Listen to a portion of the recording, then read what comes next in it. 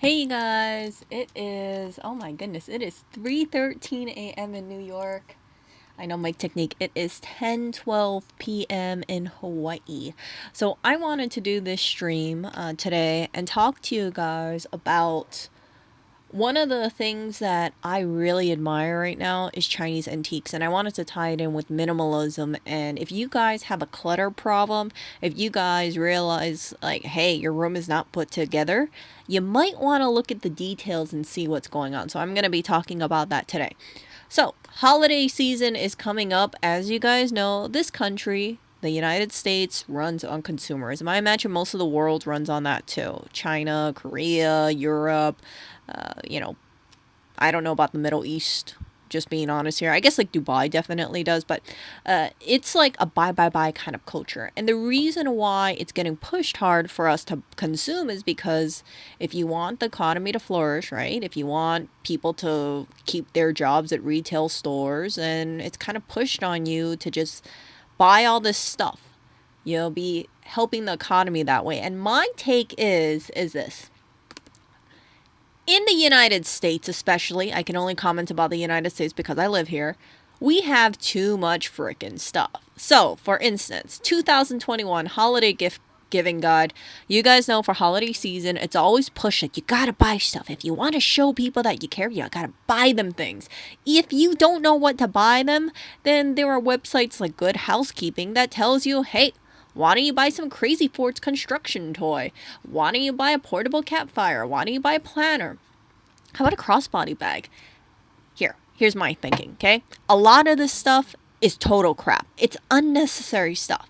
But because the holiday season thrives on consumerism, as well as major holidays, right? Like Valentine's Day, like birthdays, it's inevitable that people get a lot of stuff that they don't need. And let's say you get a Christmas present, right? You get a whole bunch of Christmas presents, you buy a bunch of Christmas presents for people. There's a lot of stuff that you don't want. So what do you have to do?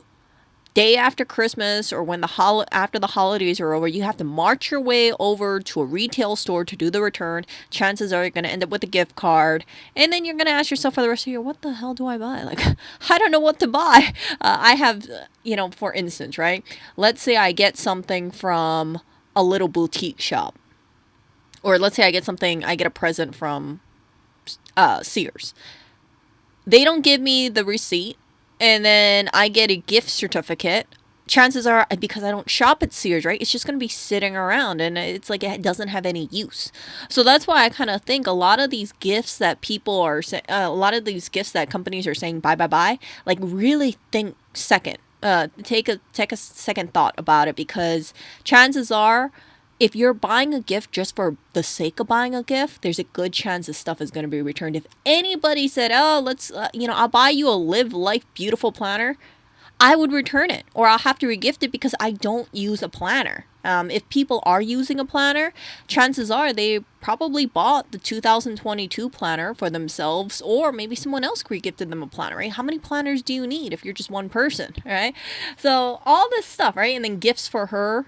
See this? Gift of self-love workbook. If someone got me this stuff, I would not read it. I'm gonna be honest here. Like, all this stuff, like posters and let's say here, a lot of this stuff, like, I just don't need it. Look at this gift for men. Like, what is this wine thingy majiggy? It's like the sake of buying a gift just for this. It's like, oh, here's this interesting gift that you wouldn't have thought of before, but just trust us that the gift receiver will really like it. So don't fall in this kind of trap for gifts, okay? Like, don't buy this whole thing where you're saying, okay, well, even though the person has a pet, let me buy this little teepee thing. Because chances are maybe they got a bunch of, like, dog beds already, right? They don't need makeup beauty sets unless they specifically said they wanted it. So this is one thing, if you really do insist on buying a person a gift, ask and see if they have like an Amazon wish list. That way you know exactly what they want, and there's no cross posting about it. So for instance, right, let's say if someone had an Amazon wish list and they said, okay, I want to get I don't know, like some sort of makeup palette. Okay, you'll buy it and you'll know they won't return it because they said they wanted the makeup palette, right? If you ask people directly, it's a much better use of your time than going to these good housekeeping kind of websites, buying all this stuff. Like, you're hoping that they're going to like this book that you bought. You're hoping that they're going to want to use house slippers. Like, what if they don't even use house slippers? The stuff, 32 gifts that couples can enjoy together. What am I gonna do with this thing? Like, if someone bought me this roll of film, I'd be like, just use a smartphone. I'm not gonna get this thing developed. You see, like, it's just.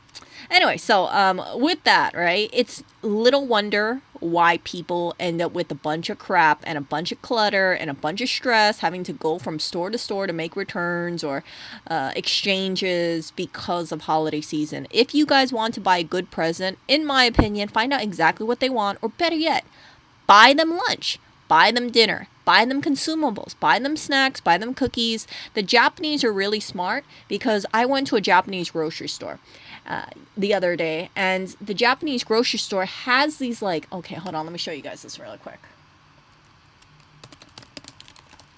Okay, the Japanese are genius, okay? So if you want to buy, like, snacks, they actually have it already done. Let me find it for you guys here. See these stuff? See, the gift box. See, it's like mochi, it's like little snacks, tea, already pre-wrapped, already, it looks nice. You don't have to do anything. Maybe you just wrap it in paper. But because they can eat it, it's just, it's idiotically straightforward. Premium tea set. Let's say, someone drinks tea. It's like, if you can get them something like cookies, snacks, mochi, you're pretty much guaranteed they're going to eat it. And if they don't eat it, they'll give it to someone else, and maybe that person will eat it, because as you guys know, a lot of people eat snacks. I eat a lot of snacks. So this kind of gift, you would not have to wait in a return line. If they like, let's say, some kind of a wafer cookie, let me see. Wafer cookies. There's one that's let's find it.